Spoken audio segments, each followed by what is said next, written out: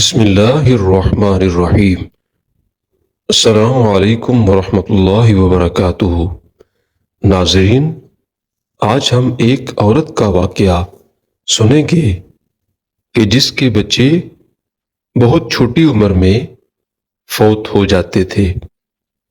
ایک عورت کو اللہ ہر بار اولاد نورینہ سے نوازتا، مگر چند ماہ بعد وہ بچہ فوت ہو جاتا، لیکن وہ عورت ہر بار صبر کرتی اور اللہ کی حکمت سے راضی رہتی تھی، مگر اس کے صبر کا امتحان طویل ہوتا گیا اور اسی طرح ایک کے بعد ایک اس عورت کے 20 بچے فوت ہوئے۔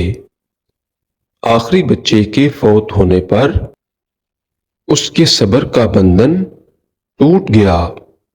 وہ آدھی رات کو زندہ لاش کی طرح اٹھی اور اپنے خالق حقیقی کے سامنے سر سجدے میں رکھ کر خوب روئی اور اپنا غم بیان کرتے ہوئے کہا، اے کون و مکان کے مالک، تیری اس گناہگار بندی سے کیا تقصیر ہوئی کہ سال میں 9 مہینے خونے جگر دے کر اس بچے کی تکلیف اٹھاتی ہوں، اور جب امید کا درخت پھل لاتا ہے تو صرف چند ماہ اس کی بہار دیکھنا نصیب ہوتا ہے۔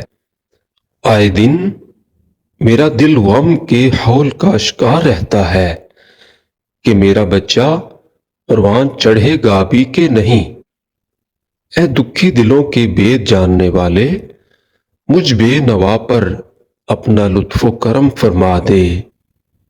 روتے روتے اسے اونگ آ گئی۔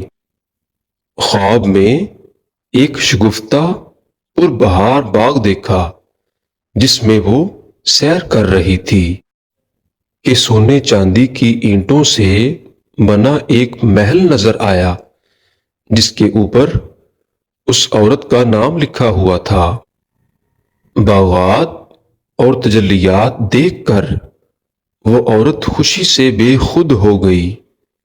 محل کے اندر جا کر دیکھا تو اس میں ہر طرح کی نعمت موجود تھی اور اس کے تمام بچے بھی اسی محل میں موجود تھے جو اسے وہاں دیکھ کر خوشی سے جھوم اٹھے تھے۔ پھر اس عورت نے ایک غیبی آواز سنی کہ تو نے اپنے بچوں کے مرنے پر جو صبر کیا تھا، یہ سب اس کا اجر ہے۔ خوشی کی اس لہر سے اس کی آنکھ کھل گئی۔ جب وہ خواب سے بیدار ہوئی، اس کا سارا ملال جاتا رہا اور اس نے بھیگی ہوئی آنکھوں سے عرض کیا، یا الہی، اب اگر تو اس سے بھی زیادہ میرا خون بہا دے تو میں راضی ہوں۔ اب اگر تو سینکڑوں سال بھی مجھے اسی طرح رکھے تو مجھے کوئی غم نہیں۔ یہ انعامات تو میرے صبر سے کہیں زیادہ ہے۔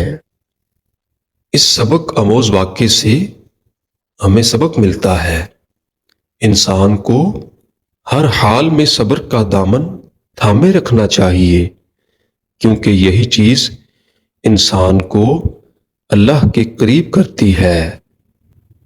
دوستو، اگر یہ ویڈیو اچھی لگی ہو تو پلیز لائک، شیئر، سبسکرائب کیجیے گا۔